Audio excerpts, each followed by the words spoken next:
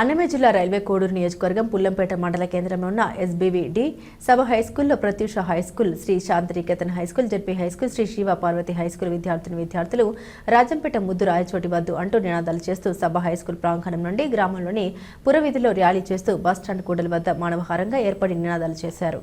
పదపితామహుడు తొలి వెలుగు వాగ్గేయకారుడు అన్నమయ్య జన్మస్థలం, తాళ్లపాక భక్త కన్నప్ప జన్మస్థలం, ఊటుకూరు రైల్వే స్టేషన్, 60 కిలోమీటర్ల దూరంలో ఉన్న రేణిగుంట ఎయిర్పోర్టు, రాష్ట్ర అభివృద్ధి కొరకు లాభాల బాటలో వెరైటీ మైండ్స్ ఉన్న మంగంపేట ఉన్న ఈ జిల్లాను, కడప జిల్లాను విభజిస్తూ ఆదాయ వనరులు, ఎటువంటి సౌకర్యాలు లేని రాయచోటిని జిల్లా చేయడం బాధాకరమని, రాజంపేటను జిల్లా కేంద్రంగా ప్రకటించకపోతే పెద్ద ఎత్తున ఆందోళన చేపడతామని సీనియర్ రిపోర్టర్ గోపీనాథ్ గ్రామ ప్రజలు అన్నారు. ఈ కార్యక్రమంలో గ్రామ ప్రజలు, చుట్టుపక్కల గ్రామాల్లోని ప్రజలు పాల్గొన్నారు.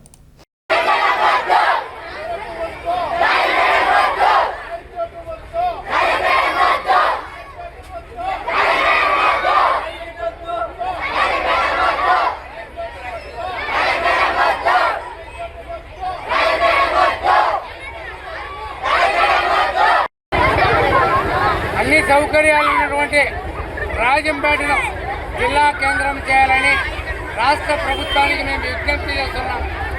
రాయచోటి కేవలం శాసనసభ కేంద్రం అయినప్పటికీ అక్కడ జిల్లా కేంద్రం ఇచ్చే గత పాలకులు రాజంపేట ప్రాంతానికి తీరని అన్యాయం చేయడం జరిగింది. ఇప్పుడు ఇక్కడ పార్లమెంటు ప్రధాన కేంద్రము మరియు రోడ్డు, రైల్వే కనెక్టివిటీ మరియు కడప, ఇటు రేణుగుంట రెండు విమానాశ్రయాలకు దగ్గరగా మధ్యప్రదేశ్ రాజంపేటను జిల్లా కేంద్రం చేయకపోవడం దారుణం.